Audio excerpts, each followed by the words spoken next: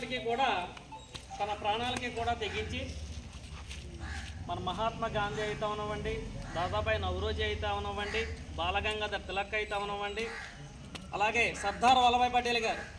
ఎందుకంటే భారతదేశంలో స్వతంత్రం వచ్చినప్పటికీ కూడా 550 సంస్థానాలు ఇండివిజువల్గా బ్రతికేవి.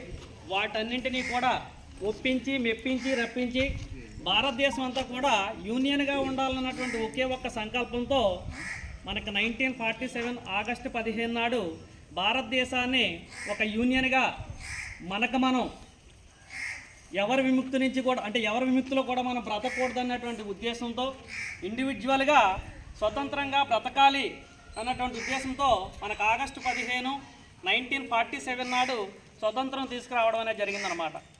మరి ఎంతోమంది త్యాగమూర్తులు తన ప్రాణాలను అర్పించినటువంటి నాయకులను గుర్తు చేసుకుంటూ అలాగే ఇలాంటి ఎన్నో స్వతంత్ర దినోత్సవాలు జరుపుకోవాలని తెలుపుకుంటూ సెలవు తీసుకోవడం జరుగుతుంది. మన భారతదేశం మంచి స్వాతంత్ర్యంతో కుతూహలంగా ఉండాలని నేను మరి ప్రార్థిస్తున్నాను. మన జెండా రంగులోనే చూడండి, మీద ఎరుపు రంగు.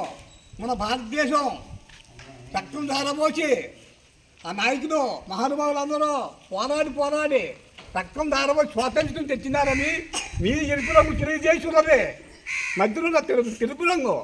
మన భారతదేశము శాంతి సమాధానంగా ఉన్నదని మధ్య రంగు తెలియజేస్తున్నది.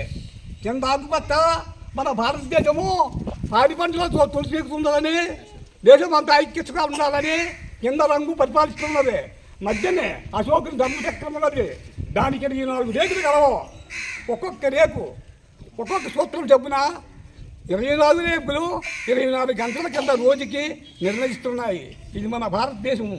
మనం అందరిని ఆకర్షించి ఒకే విధానంగా ఉండాలని నా మనవి.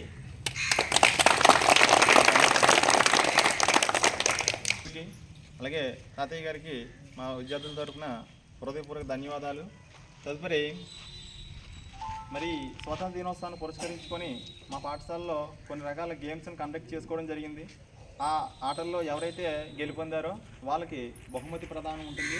ఇప్పుడు నేను విద్యార్థులను పిలుస్తాను. వారు ఇక్కడ వచ్చినటువంటి పెద్దల చేతి మీదుగా ఆ బహుమతిని బహుకరించవలసిందిగా కోరుచున్నాం.